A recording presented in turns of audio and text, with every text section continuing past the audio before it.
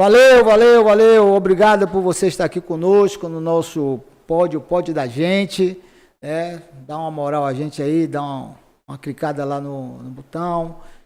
É isso, hoje é quinta-feira, dia 27, já tá saindo o dinheiro do carnaval, viu? Desde ontem, sabendo aí, o povo queria pagar a gratificação dos trabalhadores de limpeza urbana o mês que vem, mas o sindicato, em nome da coordenadora Ana Angélica, deu um show aí, conversamos com as empresas, arrumaram o dinheiro e a nossa turma já está com o guere-guere aí na mão. Beleza, vamos gastar com responsabilidade. Não é isso? Agora tiro da cerveja, né, da pinga e vamos gastar com responsabilidade. Valeu, parabéns e obrigado pela sua luta aí, trabalhador de limpeza urbana no carnaval. Então eu fico muito feliz com a nossa turma dar o seu recado. Hoje a gente vai conversar com o professor Antônio Vitor Lopes Lima, meu parente. Lima, meu parente, viu? Porque se tiver Lima aí, todo mundo é parente. Rico, pobre, todo mundo é meu parente, viu? Tá comigo. É formado em letras, português, inglês, pós-graduado em docência superior e mestre em linguagem de matriz africana. Só não quero errar, eu também sou de matriz africana. Ogã de Xangô, meu pai de cabeça, filho do terreiro, Ilê Axé, Babá, Elomanso, Alemoxó. Vou me idolar. Então o homem é poderoso, viu? O homem é Ogã de Xangô. É por aí. Então a gente aqui já vai se dar muito bem. Quero dar uma boa noite, seja bem-vindo. Essa casa é sua também. É a casa do meu pai Ogum. Estamos juntos. E é um prazer, e já me conhece, já chegou cheio de intimidade aqui, falando, diga aí, Suíca. Então, parceiro, seja bem-vindo. Vamos, gente, pelo dia de hoje, primeiramente, antes do boa tarde, do bom dia, do boa noite, seja lá o momento que você esteja escutando esse pod, né? Eu quero saudar meu pai, o Baniché Caô Cabiecila, né? Quarta-feira. Boa noite, galera, meu nome é Vitor, sou professor de literatura, gramática e redação. Certo? Sou pós-graduado em docência e sou mestre em linguagem de matriz africana. Certo? Então vamos embora, estou aqui para isso. O homem é cheio de título, é importante a gente falar dos nossos títulos, né? Porque nem todo mundo vai falar de nós. Só nós mesmos falando da gente. Então, para mim é uma grande satisfação receber um grande parceiro, amigo, que pode nos chamar pelo nome, porque ninguém às vezes nem chama pelo nome, dá um psil. Ô, psil, ô, fulano. Mas não sabe que por trás, ou na frente, ou naquela figura, tem uns títulos e foi conquistado com muita dureza. Exatamente. Sacou? Então, principalmente para quem é preto e preta. O que despertou em vocês esse interesse pela literatura e pelo ensino de matriz africana? Foi algo que sempre esteve com você, ou essa trajetória vem de família, vem do terreiro, vem da sua vivência? Como é que foi isso? Então, para ser professor, né, eu tinha um professor, né, que é meu amigo hoje de trabalho, o professor Celso Antônio. Ele dava aula dia de sexta-feira, último horário da noite. E ninguém saía para tomar uma cerveja. Ninguém saía, porque a aula do cara era aquela aula que encantava. Ele fazia umas desenvolturas e tal. Trazer a literatura de forma agradável pra gente, eu ficava prestando atenção, falei, rapaz, acho que eu quero isso pra minha vida. Só que na 7ª série, eu tive um problema, né? Eu tive um derrame na pleura. O que é a 7ª série para hoje? Porque oitavo ano. Né? Hoje é o oitavo ano. Oitavo ano, mas a gente era a 7ª série, quinta série, 7ª série. E aí, eu estudava no colégio da Polícia Militar, e eu fiquei 3 meses internado. Quando eu voltei, um dos professores também, que eu gosto muito, Luciano, falou assim, vai ter um trabalho, e ninguém me escolheu, né? Então, na 7ª série e no pré-vestibular eu tive 2 pontos.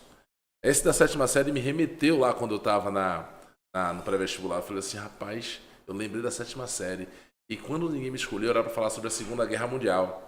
Eu falei, eu vou fazer esse trabalho sozinho, professor, pode ficar tranquilo. E aí eu fiz o trabalho sozinho. Eu consegui, né, chamar a atenção de todo o auditório. Eu falei, não, acho que eu quero isso pra minha vida. Só que eu tinha esquecido, né? Então, quando eu vi Celso ali dando aula, eu falei assim, rapaz, eu quero isso aí, né? E em relação às questões de matrizes africanas, a minha bisavó, né, nascida no ano de 1904, eu talvez me emocione falar dela aqui, porque eu falo dela nas minhas aulas, filha de escravos, né, filha de povo de Queto. Ela veio, né, junto com a minha tataravó, sendo já escrava, né? Ela fundou um dos maiores terreiros aqui de Salvador, que é o terreiro de Oxumaré. E até então, na minha família, a gente tinha muito medo da ideia do candomblé, da ideia de religiões de matrizes africanas, porque era algo demonizado pela sociedade, né? Vivemos uma sociedade extremamente eurocêntrica, né, onde demoniza tudo que vem do preto. Tudo que vem do preto, inclusive a própria capoeira, que é um patrimônio, né, da Bahia. Então, com isso eu fiquei naquela coisa, rapaz, eu tenho medo, porque eu tenho medo, porque eu não vou, porque eu não sou de matrizes africanas, e eu era evangélico, a igreja evangélica, né? E eu tinha medo de falar que a minha família, era de religiões de matrizes africanas.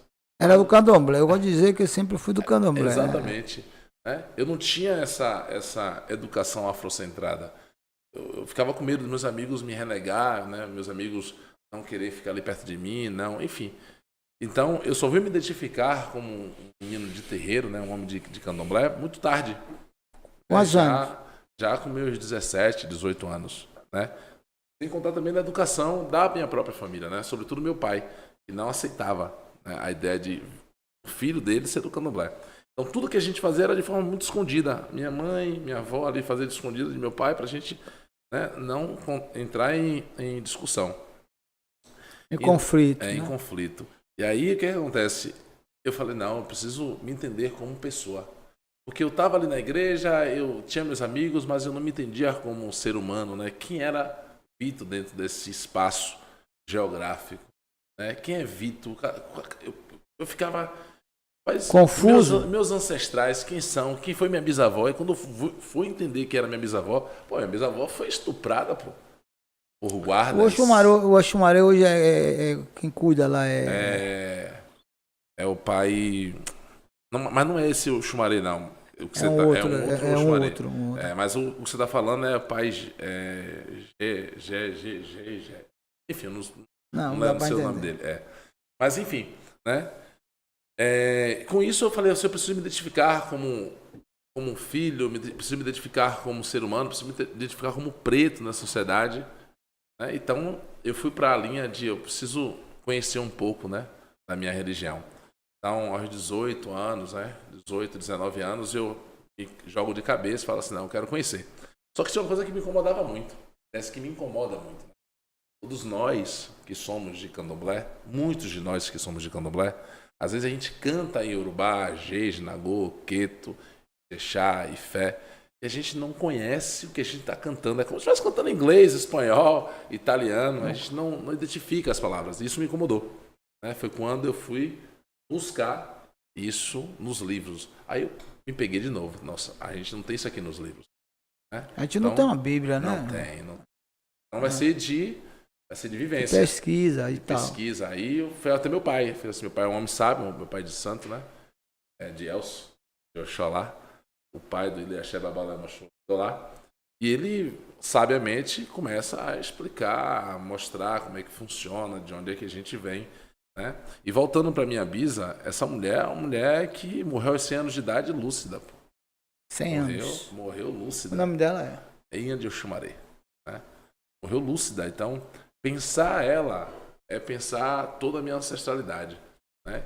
E foi a partir dela que hoje toda a minha família, a parte de mãe, é de axé, né? Eu lembro que uma vez ela colocou a gente para comer o caruru de 7 crianças. Rapaz, falei, eu vou nada, você é doido, você vai correr de... Vou não, porque eu não me identificava. Eu falei, rapaz, eu vou não quero esse negócio aí pra mim não, né? Então... Nunca tomou uma tapa porque pegou na galinha do outro. Você? Porque a gente comia na Barbude ali e tal, pegava a coxa e não era seu, o outro dava uma bolacha, era uma confusão, mas era muito legal. Então eu fui criado nisso também. A vida toda? A vida toda. Show de bola. Minha mãe, ela é Foi filha de santo do Axé Apofojá, do segundo barco, do barco depois de Mãe Estela. Mãe Estela eram irmãs de santo. Meu avô era ministro de Xangô, lá, Quito. Então eu andava ali no Axé Apofojá. Então até hoje eu sou respeitado por conta da Seus ancestrais, né? família de minha mãe, de meu avô, pai de mãe, meu pai, que eu vim conhecer com 12 anos de idade, no Curuzu, era de lá também, então vivia ali o tempo todo. Meus irmãos, meu irmão tem um terreiro, candomblé, Eto também. Minhas irmãs já, par de mãe, falando par de mãe. Então, eu, como é para Umbanda, mas sempre estou lá. Então, a gente não abre mão disso. É o que, na verdade, nos fortalece, entendeu? Cara, se eu te falar que quando eu confirmei santo, né, teve o primeiro barco na minha casa. E ainda tem um detalhe. Eu já nasci feito. Porque quando minha mãe estava no Rancor, ela estava grávida de mim. Então, ninguém tem que fazer nada por nós. Coisa boa. E aí, quando eu resolvo, né? Teve o primeiro barco, teve o segundo barco, eu falei, rapaz, eu não quero isso pra mim, não. É muita responsabilidade. Aí meu pai, tem certeza? Eu falei, quero não, pai. E eu sempre fui um cara muito rebelde, assim, em relação a algumas regras, né? Uhum. Eu falei, tem muita regra, tem muito isso, tem muito aquilo. Aí meu pai fez, vá no seu tempo. E aí, no meu tempo, sem pressão, sem pedidos, né, alarmantes, eu fiz, eu quero, agora eu quero. Agora eu quero. E quando eu percebi que é aquilo que eu queria viver, rapaz, Xangô, ele mudou minha vida, né? Completamente. Mudou minha vida. Mas é isso aí, vamos lá. Pois é, então muito interessante a gente conversar sobre isso. Tem muita gente que não conversa. Essa semana, uma das minhas filhas falou que minha neta perguntou, acho que foi comer uma acarajé em algum lugar, e perguntou porque a baiana utilizava os colares. Aí a baiana disse porque ela era do candomblé. Aí ela disse, meu avô... Não, porque ela perguntou à mãe. Que ela usa? Aí a mãe dela, que vai para a igreja também, ela disse, não, é porque meu avô usa. Por que meu avô usa? Seu avô usa porque ele é de matriz africana. Ela foi lá, tem 7 anos, pesquisou lá no Google, aí apareceu lá macumba e tal. Aí minha filha, eu chamei, é melhor explicar de forma responsável a ela, porque macumba é um instrumento africano que macumbeiro toca. A gente às vezes chama aqui de macumbeiro um certo tem um instrumento africano que é um instrumento, e quem toca aquilo é um macumbeiro. Quando toca timbal é timbaleiro. Sim. Então é melhor explicar de forma, porque quando chamam de macumbeiro aqui no Brasil é de forma preconceituosa, então pejorativa. Então é melhor conversar. Então eu acho que é educação. O que acontece com você, aconteceu com você, acontece com outros, você vê nas escolas públicas não ensinam isso. Os meninos não comem dia nacional da consciência negra, que os professores fazem lá, leva acarajé, os meninos não comem isso.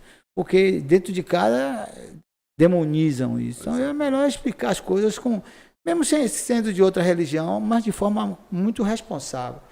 Por exemplo, como a literatura negra pode transformar a experiência dos alunos dentro da sala de aula, que é isso que eu estou falando aqui, né? Você não precisa ser do candomblé para você se respeitar. Exato. Ou respeitar do outro, porque a primeira religião que a gente conhece, a católica, que foi uma religião que estava sempre do lado da monarquia, né? Vendia penitência e tal. E a gente sabe que a África é o primeiro continente mãe, né? E de lá que nós viemos. Então, assim, como é que a gente pode mudar essa história? É muito difícil dentro da sala de aula. Meu amigão, eu tenho um problema sério com isso. Por que eu tenho um problema sério com isso? Primeiro que a escola, ela é de característica eurocêntrica, né? E é difícil mudar um pensamento eurocêntrico, porque as grandes instituições, né, elas trajam o tempo inteiro isso para os alunos. né? Você não tem livro de história, por exemplo, né, falando sobre o Daomé. Você não tem falando sobre Kemet. Você vai ver lá falando sobre a Europa, você vai ver falando sobre a civilização romana, né, Grega. a grega, mas você não vai ver falando sobre o Daomé. Quando eu pergunto para o meu aluno o que é o Daomé, eles não sabem, nunca viram. Quando eu pergunto Kemet, eles já viram o Egito, né? E assim, nunca Até já escutaram nas músicas do Olodum, mas não sabem o que é. Exatamente. Eles não conseguem fazer associação, né? E entender que a palavra Egito foi criada, foi inventada pelos brancos, né? Eles não entendem que, por exemplo, a Afrodite ela está em África. Ela não pode ser branca, né? Então esse epistemicídio que aconteceu o tempo inteiro com a nossa história é alarmante. Então trazer isso hoje para dentro da sala de aula, né, é você entender que você vai ter que lutar, vai ter que arregaçar as mangas e entender que você vai sofrer sim preconceito, você vai enfrentar racismo, você vai enfrentar intolerância e demissões. Por que demissões? Porque o dono de escola, o empresário, ele não vai de frente, não vai bater de frente com os pais, nem com a sociedade racista, intolerante, que é na sua grande maioria, né, porque ele não vai querer perder dinheiro. Não vai querer perder dinheiro. Então, o que a gente precisa para descolonizar? Né? Começar da base. Da base. A minha filha, ela estudou em uma das primeiras escolas afrocentradas aqui do Brasil, né, que é a Maria Filipa. E lá, minha filha, ela consegue hoje falar sobre o Daomé. Ela sabe que o povo dela não foi um povo escravizado. Quantos anos? Né? 7 anos minha filha tem. Né? 7 anos. Então, entender isso, e hoje ela não está na Maria Filipa, mas está em outras escolas, e ela questiona, né, a professora dela hoje, por que a professora não fala. Né? Isso é importante. Descolonizar dentro da escola, né, trazendo as questões afrocentradas. E eu tenho que trazer o afrocentrado de uma forma de protagonismo. Eu não posso mais trabalhar os livros com pessoas pretas acorrentadas. Né? Não posso. A Macota Valdina já dizia, né? Nós não somos filhos de escravos, fomos filhos de seres humanos que foram escravizados. Então, descolonizar dentro da escola é importante e é preciso. Mas eu preciso, além disso, né, trabalhar com os professores, por exemplo. As faculdades. Chega na faculdade. Eu não estudei nada na faculdade sobre essas questões. Eu também estudei sobre questões e literaturas eurocêntricas. Você pega aqui, no Brasil, quinhentismo, barroco, arcadismo, até o cara que era preto, meu amigão, embranqueceram, Machado de Assis. Você entende? Até a primeira mulher preta na literatura, né? Aconteceu epistemicídio, Maria Firmina, uma mulher maranhense, que surge no início do século XIX. Entende? Por quê? Porque o protagonismo preto sempre será ali, né, no epistemicídio. Sempre será esquecido, sempre será colocado, né, à margem. E eles sabem que a gente tem esse potencial. Eles identificam o nosso potencial. É um grande... Você já enfrentou, pai mais raivoso para ir lá na sua escola dizendo que você não estava ensinando coisa do demônio ao filho dele? Veja bem, né? Tem alguma história nesse sentido? Tenho sim. Eu tenho um projeto, né, que eu faço nas escolas, que é o Literarte. Pega algumas obras da literatura brasileira, da literatura estrangeira, e a gente leva para dentro do teatro de forma bem lúdica, né, em forma teatral. Transforma em 12, 15 minutos essas obras. Cara, eu coloquei para uma turma O Alto da Barra do Inferno e para uma outra turma O Pagador de Promessas. Nessas duas turmas, eu tinha 2 alunas com os mesmos pais. Meu amigo, o pai era extremamente cartesiano, evangélico, aquele que a filha nem usava brinco, meu irmão. Só pra você ter ideia. Vou falar o nome aqui porque pode estar ouvindo depois isso aqui. Meu irmão, sei que a coordenadora falou, dá pra chamar o professor, a coordenadora nervosa, né? Por favor, chama o professor Vitor, Que o pai lá esbravejando, não sei o quê, isso é um absurdo, rapaz, isso é um absurdo, minha filha não vai ler esse livro satânico, que não sei o quê. Eu cheguei e falei, ele não me conhecia, né? Bom, quando eu cheguei, ele já baixou um pouco a voz, né? 2,2 m. Falei, o que foi que aconteceu, coordenadora? É que o pai aqui tá um pouco nervoso. Né? Não tô nervoso não. Eu só tô querendo dizer aqui para a coordenadora que como é que o senhor, professor, é educador, um homem inteligente, íntegro, coloca uma obra, né? Onde vai falar de Satanás, demônio para minha filha. Aí eu fiz, oxi. Eu na minha cabeça, né, tentando pensar assim, que obra é essa? O Alto da Barca do Inferno, professor? Você acha que minha filha vai ter que ler o Alto da Barca do Inferno? O Pagador de Promessa vai falar desse Satanás, desse negócio de entidade, orixá, Yansan? Falei, pai, acho que o senhor está exaltado, dá para o senhor dar uma passadinha. Essa primeira coisa, ignorância do senhor. Dá para o senhor calar a boca? Aí eu já saí da instância de professor e já fui para uma outra esfera. Né? Porque, rapaz, vou te falar, é racismo, velho. É racismo. Eu não vou permitir racismo. Olha, é o seguinte, se sua filha não apresentar, ela vai ficar com 0. Bom? Eu não vou colocar uma outra obra. E outra, o Enem não vai seguir o seu padrão. As universidades não vai seguir o seu padrão porque o senhor é racista. Eu não sou, isso é racismo religioso. Porque eu posso chegar aqui e colocar qualquer obra que fale sobre o evangelho, que está tudo bem para o senhor. Que fale de Jesus, que fale disso ou daquilo, que está tudo bem para o senhor. Mas como é que você coloca uma obra dessa? Está na grade do Enem, vai cobrar o Enem. Agora você vai ligar para o MEC, né? Vai dizer ao MEC, que é para o MEC retirar essa obra. E imagine hoje, se esse pai hoje, eu ensinando para a UNEB, trago torto arado de Itamar Vieira, meu amigo. Trago olhos d'água de Evaristo Conceição, meu irmão. Chega, me arrepiou para aqui. Evaristo Conceição, uma mulher da atualidade, assim, uma das mulheres mais lindas, preta, que está na grade da UNEB. O que esse pai não faria comigo? Diga aí. Onde a obra toda é falando de Oxum. Né? São 9 contos que se fala dessa entidade Oxum. Me diga aí, o que seria? Já leu? Se não leu, é para ler, viu, gente? E, Evaristo, depois você manda um WhatsApp para mim, viu? Não, ainda não li, não. Eu gosto muito de indicar um livro contemporâneo de uma jornalista do Rio de Janeiro que chama Água de Barrela. É um livro espetacular. Nunca li, não. Vou ler. Muito bacana, que conta... ela vai tentar encontrar os parentes, né? A árvore dela e... conta uma história de lá de Cachoeira até aqui, você se vê dentro do livro. Eu me via dentro do livro porque foi tudo dentro da minha época. E fala de Xangô, fala de orixás, de forma muito simples, mas muito rica. Então, quem nunca leu, pode ler aí, Água de Barrela. Então, eu também, quando fui vereador naquela casa, na Câmara de Vereadores, a gente procurou, fui presidente da Comissão de Reparação, a gente procurou dar vida a grandes heróis contemporâneos, ou, né, como André Rebouça, como uma Estela de Oxóssi, como Teodoro Sampaio.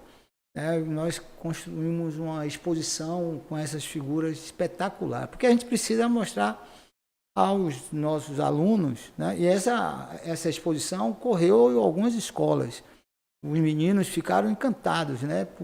Tem engenheiro negro. Só um adendo agora na sua fala. Continuou?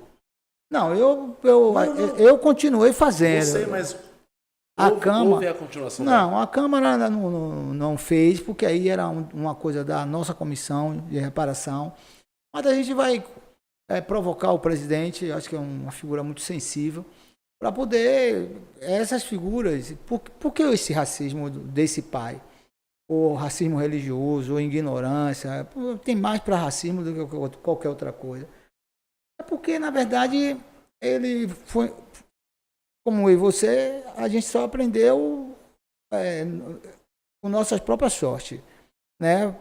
Ele falava muito de zumbi, de forma pejorativa. A gente conseguiu ter praça hoje com Maria Filipe, a rua com o Aladim do Feijão, né? Depois, antes, a Olívia Santana fez esse negócio, intolerância religiosa, a gente começou lá no Beiru já combatendo tudo isso, mas isso não foi apresentado para nós, para ninguém. Então a gente, talvez, muita criança tem medo, como minha neta, talvez tenha medo de falar de candomblé, porque não é dito a ela de forma responsável o que é isso. Não é dito a ela ou a ele, esses meninos, que nós somos descendentes de reis e rainhas. E a gente é como uma cota falava. Nós somos filhos de figuras seres humanos escravizados, e perderam tudo.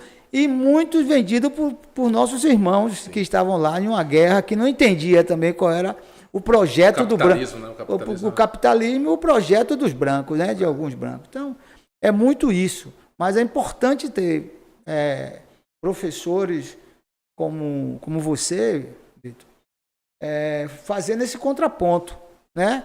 E acho mais que o Estado, que é um Estado laico, e a gente debate isso aqui no nosso espaço, o Estado precisa investir nisso. Como investiu agora na obra Ainda Estamos Aqui, né? Que eu acho que é legal, que vai mostrar o processo da ditadura militar. Como hoje no julgamento do presidente que já, Deus me livre e guarde, foi julgado lá e foi citado diversas obras para ele que ele nunca leu na vida. Entendeu como é que é? Porque é muito assim, eu acho que é muito importante e ter você aqui e a gente com esse espaço fortalece esse debate, né? Ajuda no processo. Eu acredito ainda em uma política com muita eficácia. Eu preciso ver isso. Eu preciso ter escolas com o nome do meu povo. Eu preciso ter uma matéria de literatura africana. Eu preciso ver os griots em sala de aula. Eu preciso saber que Conceição Evaristo vai cair, não vai ter preconceito. Eu preciso saber que eu vou ter uma literatura ali, uma questão ali, poema em urubanto, e eu não vou ver ninguém falando que é coisa do diabo. Eu preciso ver isso. Eu preciso saber que o meu aluno vai ver Exu no meu braço e não vai perguntar se isso aqui é o demônio, cara. Eu preciso viver isso. Eu preciso, porque esse tridente é o mesmo dado a Poseidon, né? Deus é branco, mas ninguém demoniza ele. Né? Ninguém vai demonizar ele. Por que não vai demonizar ele? Porque ele é branco. Então, é urgente. Já passou da esfera do tem que ser. É urgente. Tem uma parada aí, nas redes sociais, que você tem um monte de perguntas para você, mas eu acho que o debate aqui é muito interessante. As redes sociais, o quanto ela é importante.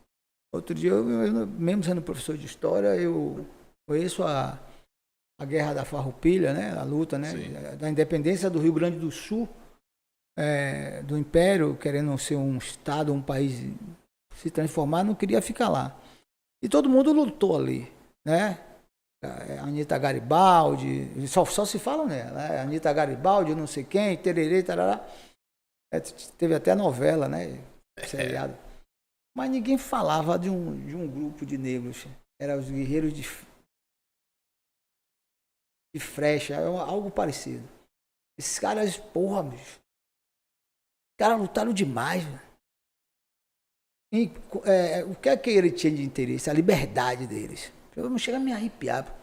O cara, aí depois, para os caras não entregar a liberdade desse povo, desses negões, né?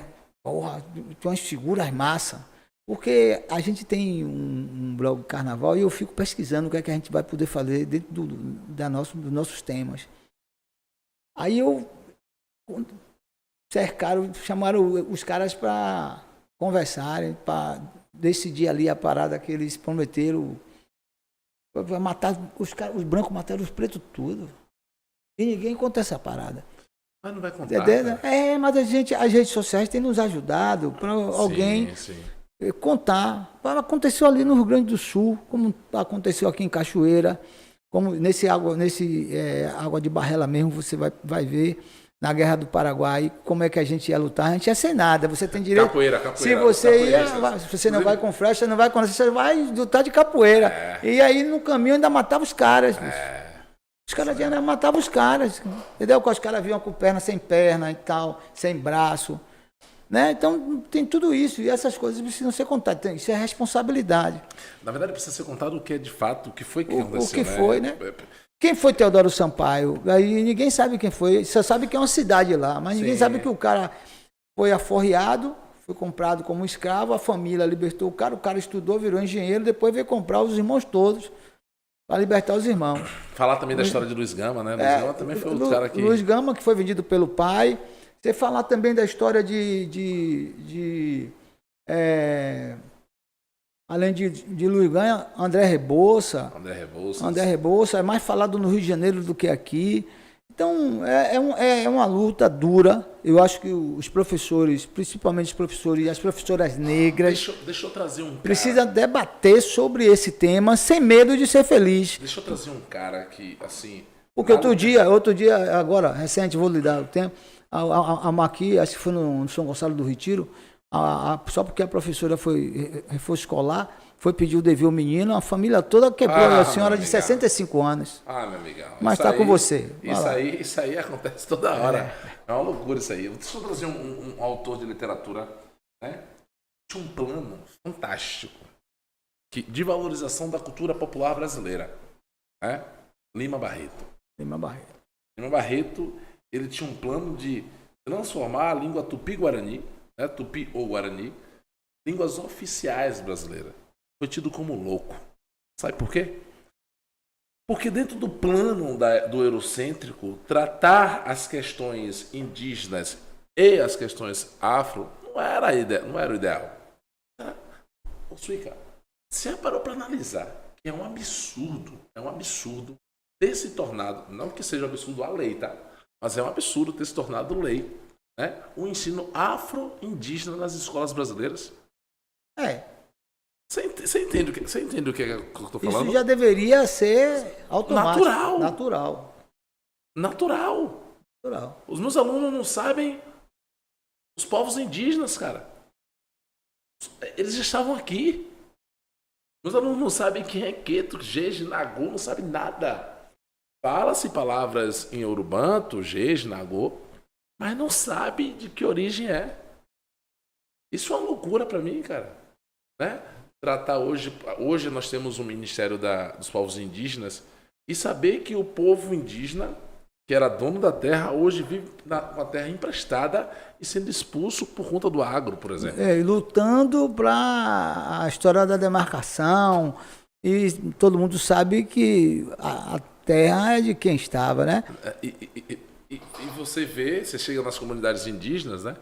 E você vê o cuidado que eles têm com a natureza. A gente está vivendo eu não sei, eu vou sair um pouco aqui da literatura, né? E da questão do afrocentrado, mas eu estava lendo a questão sobre a abelha. Não sei se vocês conhecem as abelhas. As abelhas brasileiras, elas não têm o ferrão, né?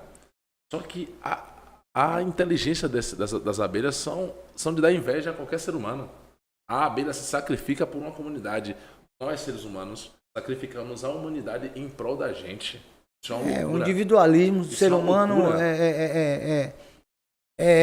tem que ser estudado. O ser humano, o cara dá 1 milhão para não perder 10. Então tem muito disso. Vamos lá. Por que falar sobre os reinos africanos em sala de aula ainda você encontra tanta resistência? É uma ideia, né? Isso tem se falado o tempo todo. Tem caído na prova do Enem, tem caído em vestibular, todo mundo fala, né? Tem essa história que quando você bole com um negro na TV dá, e aquela agonia, mas falado de onde nós viemos não, nossos ancestrais vieram para aqui, vieram como reis e rainhas, né? Tem fotos incríveis aí, né? Por que isso é uma resistência eu começo essa aula assim, ó. Egito e Akhenaton, Olodum navega o Nilo com seguidores de... Quando eu canto para os meus alunos, né? Eu falei faraó. Parece que eu me transporto. Literalmente eu me transporto, porque falar desse povo, eu não me coloco como meus ancestrais. Eu sou um Ojuobá. Eu sou o próprio Xangô, velho, né? E eu me identifico como rei, né? Rei de Oió. Mas peraí, Vitor, como assim você se identifica como rei de Oió? Em África a gente não tem essa questão de eu sou rei, eu sou intocável, eu sou inacessível. É isso, tá? O Ubuntu ele existe o tempo inteiro em África. Não estou dizendo que em África não tem pessoas ruins, não tem mazelas, não tem coisas políticas ruins. Não estou dizendo isso, tá? Estou falando que quando a gente fala de ancestralidade e de religião e fé dentro dessa grande diáspora que é a África, falar dos reinos africanos, né, além de Ubuntu você se identificar. Né? E hoje eu não me identifico como filho de Xangô. Eu sou o próprio Xangô. Esse Ogan tá ficando doido. Não tô não. Não tô não porque eu quero ser igual ao meu pai, justo. Quero ser uma pessoa boa. Xangô não foi bom. Ou foi justo. Então, para você ser da religião, tá na Bíblia, né? Por exemplo, que você é a imagem e a semelhança de Cristo. Então você se tá na Bíblia lá, eu posso ser a imagem e a semelhança do meu orixá. Né? Ou posso me tornar próprio. Eu penso que a maior dificuldade de trabalhar isso em sala de aula né, embora as pessoas já se identificam comigo em relação a isso, porque eu já chego, já me identifico, já falo quem eu sou, já falo a minha religião, né? Eu não tenho vergonha hoje de falar aos quatro cantos do mundo de quem eu sou, o que eu sou, né, como eu acho. Eu não prego a religião.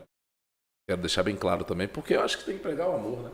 Cada um segue o que quer, né, vive da forma que quer. Mas a gente precisa, sim, né, colocar o pontinho e falar assim, ó, aqui, não. Eu sou isso aqui, ponto. Entendeu? Eu acho que deixa muito determinado, né? Determina muito o espaço do outro. Quando você já sabe quem você é. Se você deixar que o outro mande ou ordene, né, aquilo que você já é, você acaba se perdendo no caminho. Então, eu não sou um perdido no caminho. Eu não sou uma ovelha desgarrada. Né? Eu sei de quem eu sou, para onde eu vou, né, e quem está me esperando. Certo? Então tem muito que chamar a atenção, professores e professor negros, né, para que brancos também, né? Acho que nem todo preto nem todos os pretos são aliados, nem todo branco é inimigo. Mas dá para separar. Então, para que pudesse fazer esse enfrentamento, porque tem muita violência, tem muita gente que tem medo de um pai invadir uma sala de aula, criar um problema com a criança, com você e tal. A gente sabe muito tem disso, principalmente com o domínio de determinadas religiões. Então, eu acho que é preciso entender que o seu direito começa quando o outro termina, ou algo parecido. Então, mas é preciso estar falando isso, não é um tosso na cabeça, nem um contregun num braço que vai lhe identificar, mas sua atitude em relação à nossa religião. Mesmo com todos esses avanços que a gente tem tido, com leis, né, com Olodum, sou conselheiro do Olodum, um espetáculo que eu fiz vestibular na época estudando o Olodum, ainda tinha muito cursinho, tinha uma professora que ela grávida perto de ter neném, eu ia estudar todos os dias, terminava uma prova do vestibular, ia para casa dela para estudar, então tava lá os livros do Olodum, né? As histórias, né? De tudo que o Olodum cantou, porque todo mundo canta Olodum, até quem vai atrás do Olodum. As músicas do Olodum é história viva. Até quem vai atrás do Olodum tem preconceito com a nossa própria religião. Tem, porque né, não foi apresentado de forma respeitosa, de forma responsável para essas figuras, entendeu? Ali tem muita história contada, né? Eu gosto muito, um abraço aí a João Jorge, que é presidente hoje da Fundação Palmares. Inclusive, João Jorge é avô de um aluno meu, Gabriel. E ele voltou lá com o Machado de Xangô. Eu fui na posse dele e uma das promessas era. Fundação de Palmares, né? Tinha lá a espada, o Machado de Xangô. E o cara que chegou lá com o presidente que agora virou réu. Então, teve um ex-presidente que virou réu agora aí. Se as pessoas não sabem. Hoje já virou réu. Então já não é mais, né, suspeito, não. Já é réu mesmo, viu? Isso é bom, né? Então, isso é muito bom para a nossa história. Então, os caras tiraram isso. O João Jorge foi lá e colocou, né? O Machado de Xangô. Eu fui na posse dele e tal. Com todos esses avanços todos, aí tem para a gente valorizar a nossa literatura afrocentrada, né? E quais são alguns autores que você pode indicar aí para a galera? Cara, então. Tem gente que gosta de ler ainda, viu? Tem muita gente que gosta de ler. Tem um monte de gente aqui que gosta de ler. Um monte de gente que gosta de ler, né? Tá aí, coisa boa. Meus alunos, tem que ler, hein? Vou indicar aqui para vocês lerem. Então, por favor, façam a leitura e depois manda pra gente o que vocês acharam, beleza? Então, eu não só vou indicar, né, autores negros, mas que trazem questões negras dentro da sociedade, né? E, claro, vou indicar mais autores negros. Eu faço esse projeto Literaste, né? E nas escolas... depois você explique melhor o que é esse projeto. O projeto Literaste é um projeto que, inclusive, a gente pensando depois em alguma forma de expandir para as escolas públicas, as escolas, né, municipais, estaduais. É um projeto onde a gente pega a literatura brasileira, literaturas também estrangeiras, né, e transforma essas literaturas em teatro. Por exemplo, eu posso pegar aqui, né, um conto de Olhos d'Água, né, e transformar esse conto de Olhos d'Água, o próprio conto Olhos d'Água, em forma teatral, né, fazendo encenação, em teatro e tal, mostrando Olhos d'Água de forma peça, certo? Já fiz muito isso, né? Por exemplo, eu peguei um livro de uma autora que é fantástica, traduzida para mais de 50 idiomas, né? Que é a Carolina de Jesus, O Quarto do Despejo. Amigo, o teatro todo chorou. Chorou porque a Carolina de Jesus era uma mulher semi-analfabeta, né? Que valorizava a ideia da educação. Ela chegou a dizer para os próprios filhos, né? No livro, falta comida no prato, mas não vai lhe faltar transporte para a escola. Você vai para a escola. E o maior sonho dela era ver os filhos formados e professores. E ela conseguiu, né, formar os seus filhos. A Carolina de Jesus, ela tem um discurso muito, muito peculiar. E a obra dela, O Quarto do Despejo, é onde ela mora, que é na favela, né? E está ali bem próximo a época de Juscelino Kubitschek, né? Quando ele entrega ali a Brasília em 61. Velho, e levar isso para a sala de aula é fácil, velho. Não é difícil. Porque o professor tem que estar atualizado. O professor ele tem que ter esse conhecimento. O professor ele tem que buscar esse conhecimento urgente, meus amigos. Não é uma questão de ontem, de agora, amanhã. Não, agora. Tá? Vocês precisam buscar esse conhecimento porque o futuro precisa de pessoas que compreendam esse mundo, né, para descolonizar o conhecimento que foi passado para a gente, né? Eu também tive o mesmo conhecimento que vocês, porque eu fui em busca, não só por ser de religião de matrizes africanas, por ser o filho de terreiro, mas também por uma necessidade. Eu percebi que eu precisava dar mais, eu precisava mostrar mais para os alunos, né? Eu precisava trazer a quem além de. Né? Não é só a palavra bonita, tatuar lá o butu ou falar que não é racista, né, que vai descolonizar. Não é isso. É você saber trabalhar essas literaturas como griot dentro da sala de aula. Né? Então, eu tenho ali a própria Evaristo Conceição, né, com Olhos d'Água. Eu tenho Itamar Vieira, que ganhou o prêmio Jabuti 2024, certo? 2024, certo? Eu tenho a Bárbara Carini, que tem obras fantásticas também, tá? Professora, fundadora da Escola Maria Filipa, tá? Eu tenho o próprio Lima Barreto, né, com obras, né, Clara dos Anjos, por exemplo, que é uma obra fantástica, né? Eu tenho o cara que meus alunos, né, em 2012,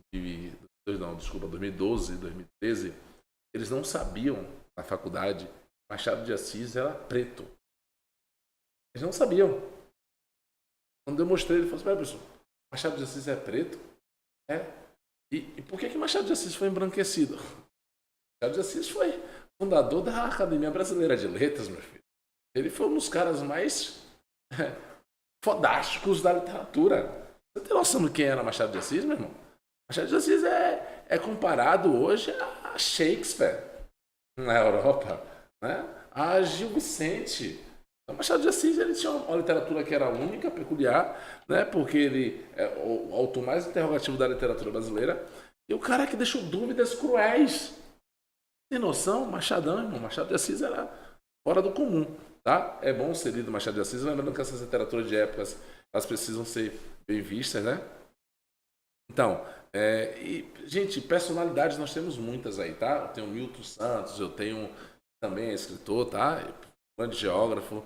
Você tem aí a Maria Firmina, né? Uma das primeiras mulheres negras, né? A serem escritoras, mulheres e negras, tá? A ser escritora aí, como a Maria Filipa. Precisa se estudar a história de Maria Filipa.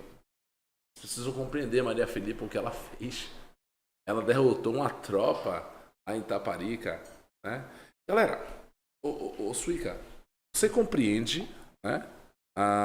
A nossa história, não compreende a nossa história? Muito. Sabe Então, do plano, né? Que nunca houve o plano de abolição, né? não, houve um plano de embranquecimento, de escravização, até hoje. É o povo brasileiro, o povo negro brasileiro, que trabalha 6 por 1, que a gente quer acabar com essa jornada de trabalho 6 por 1, ainda é escravizado. O povo nosso que vive na favela o tempo todo e que de forma muito alegre joga o futebol, muito alegre empina pipa, está ali o tempo todo sendo vigiado por um Estado capitalista, branco, né, que não quer dar oportunidade a ninguém e de verdade destruir isso. Você está falando aí de Maria Filipa, mas eu fui autor de transformar a Praça Cairu em Maria Filipa e apanhei. Né? Mas como eu sou muito retado, você chamou, eu também sou, mas eu deixo na frente. Então eu lutei muito para que isso, lutei e apanhei muito para ter a rua Alaide do Feijão, né? Então eu conheço a minha história, eu sei de onde eu vim, então e apanhei às vezes dentro do movimento negro, porque eles diziam que eu tinha cor, não era preto. Como o Malcolm X apanhou nos Estados Unidos. O povo não tinha Malcolm X como preto. Gente, eu estou conversando aqui com Antônio Vitor Lopes Lima, meu parente, professor, homem fera, formado em letras, português, inglês. Todo dia não. Aí, eu conheço tanto a história do nosso povo que a gente tem o grupo Alerta Pernambués. Né, que a gente mata a fome do povo, a gente dá curso de inglês, a gente dá reforço escolar, a gente cuida das pessoas, é assim que a gente faz. Você está falando de Bárbara Carini, é minha mãe que é irmã. A gente, eu sei. O que ela chora, eu choro. Então, assim, espetacular. Eu fui o primeiro a entrevistá-la quando eu tinha um programa na TV Baiana. Né? Então, eu acho que ela faz um trabalho espetacular, uma das mulheres inteligentes, e tem outras mulheres também. Então, eu conheço muito da nossa história. Eu perguntei porque, assim, sabemos, né, que ali, depois da abolição da escravidão, né, o plano nunca foi abolir a escravidão, nunca foi abolir a gente, porque eles não tiveram a decência de inserção, né? O Brasil foi forçado pelos ingleses a fazer isso. Foi o último país, quer dizer, em tese, abolir a escravatura, mas o nosso povo continua escravo. Sim, sim. Continua trabalhando 6 por 1, continua desempregado, de forma velada, continua doente. Nosso povo está doente. Não encontra espaço nos hospitais, nas UPA. Por mais hospitais que o governo possa construir, por mais que Lula possa ter feito muita coisa e tal, a gente já está cansado. Nosso povo está ali cansado e tal. Porque eu vou lhe dizer uma coisa aqui. O que aconteceu hoje em transformar um presidente em réu, se fosse um presidente preto, já estava preso. Essa é a regra. Essa é a regra. Então vai preso, eu acho, né? Eu espero que a justiça se faça. Então, mas assim, estou conversando, você vai lá no canal, Suica 13, dá o clique, ajude a gente, né? Espalha essa notícia aqui, né? Essa fera que está com a gente aqui. Agora eu quero fazer uma pergunta assim. Como a sua vivência como Ogã, né? Acho que dentro do candomblé tem muita gente letrado hoje, que antes era muito difícil, mas tem muita gente letrado, muita gente, tem a gente sabido, né? Sábio, mas letrado, na faculdade, tal. Essa coisa toda, Ogã de Xangô, sua influência, a sua atuação como professor, te dá mais visão dessa coisa, lhe dá uma leveza para você se apresentar aos seus alunos, lhe dá mais coragem para que você possa enfrentar os pais raivosos, ignorantes. Sim, como eu disse no início, né, eu senti a necessidade de saber mais sobre a minha religião, né, cantando em Yorubá, né, cantando lá em Yorubá. Você vai voltar aqui para a gente falar algumas coisas. Vou sim, volto sim. Vamos voltar para a gente bater um papo, conversar em Yorubá. Vamos conversar, nessa. O que é isso. Lógico, você vai me ensinar, né? Para que eu possa não ter esse tato, mesmo sendo filho legítimo, né, do candomblé, mas a gente bater um papo. Bora sim, dizer o que é isso, tem um aquilo. livro que eu posso indicar de Pai Márcio de Jagum, que é o Dicionário Yorubá, né? Anota aí, gente, ó. Dicionário em Yorubá. Isso. Por favor, que eu quero. Aí eu cantava lá, né? Ogum ajoe, Mariu, a coroa. Eu falava, o que é isso que eu tô cantando? Né? Obani chaleiro que eu dou. Oberioma. Eu não sabia o que eu tava cantando, aí isso me incomodava. É a mesma coisa de cantar em inglês, você cantar lá, There's a river. Eu cantei muito a Tina. Eu cantei muito a Tina Charles em inglês. Sem saber nada. Você canta, vai na emoção, né? Eu conheço tanta gente. Minha filha cantando, ela canta. O que é isso? Sei não, parceiro, eu tô cantando. Então eu ficava incomodado. Eu falava, rapaz, eu na sala de aula peço pro meu aluno, né? Fazer a interpretação das coisas e eu aqui tô cantando e não tô entendendo nada. Eu falei, pai, eu vou ter que conhecer esse negócio aí, me ensina. Né? E aí ele agora, inclusive, coloca no grupo, né, todos os dias uma cantiga Yorubá e a tradução dela. Né? E aí a gente vai estudando. Dizer que eu sou o sábio de tudo? Não, ainda não. O sábio é ele que fala, ele vai mostrando, vai dizendo, e você vai estudando. Né? Até você ter o entendimento. A gente aprende muito a cué. Isso aqui é cué, é bombar. E aí eu lá nessa missão, né? Entender o que é uma zuela, entender o que é, né, o xirê. O xirê nada mais é do que, quando você vê lá Xangô, o Xangô tá guerreando, o Oxalá tá guerreando e você vê Yansan dançando, você fala, o que é isso? Né? É entender. Né? Quem faz isso até às vezes brincando é o próprio Carlinhos Brau, né? Carlinhos Brau ele pega algumas zuelas, algumas cantigas e algumas rezas e transforma em música. O Baluaê mesmo, né? O Baluaê, Babalurixai é uma zuela, né? Que ele vai lá e transforma magnificamente em uma canção. Então acho que me ajuda muito mais ser Ogã para ser professor do que ser professor para ser Ogã. Ser Ogã me ajudou muito para ser e trajar a minha forma de ser professor hoje.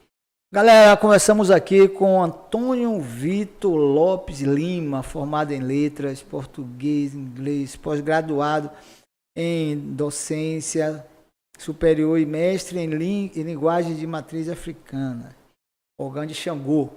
E aí ele vai voltar aqui nesse espaço que já é dele, no dia que ele quiser gravar, falar alguma coisa ao vivo para os seus seguidores, tá aqui seu espaço, pode vir aqui e você dá lá o likezinho para ajudar o canal. E é isso. Então, queria que você deixasse aqui suas considerações finais, certo? E muito obrigado por, nesse dia de hoje, dia de Xangô. A gente vai publicar isso no dia de Oxóssi, que é meu pai também, e que eles possam nos guiar para o caminho do bem. Axé, meu irmão. Eu quero agradecer a você pela oportunidade, né, cara? Porque a gente precisa fazer isso. O preto precisa dar o protagonismo pro preto, ajudar o preto, e trazer, sim, esses assuntos para discussão, né? Mostrar para as pessoas que desmistificar esse mito que o eurocentrismo impôs e colocou na cabeça de muita gente. Nós somos amor, sim. Nós somos prosperidade. Nós somos saúde. Né? Xangô não é, né, o demônio. Exu não é Satanás. Outra coisa, Exu não é Satanás. Não é o diabo. Quem criou o diabo foi a igreja. Não me perguntem, né, se Exu é diabo, porque eu não sei. Não foi a minha religião, não foi a minha fé que criou essa imagem. Então, portanto, deixe quieto. Deixa eu cultuar meu negócio, tá? Deixa eu cultuar meu negócio. Valeu, gente. Brincadeira vai ser tirar foto com o camarada. O cara tem 2 metros e 2, eu só tenho 1,68. Eu vou ter, ou ele vai se abaixar ou eu vou subir na cadeira. Valeu? Tchau. Peraí. Tem mais? Volte não. Gente, deixa eu deixar no meu Instagram. Ah, jogador aí, vai. Quem quiser me seguir, segue lá, tá? Grande Victor _oficial, Grande Victor _oficial. Tem muito material bom lá também, tá? Pra vocês. É isso aí, vamos nessa. Valeu, gente. Vamos lá, Suica.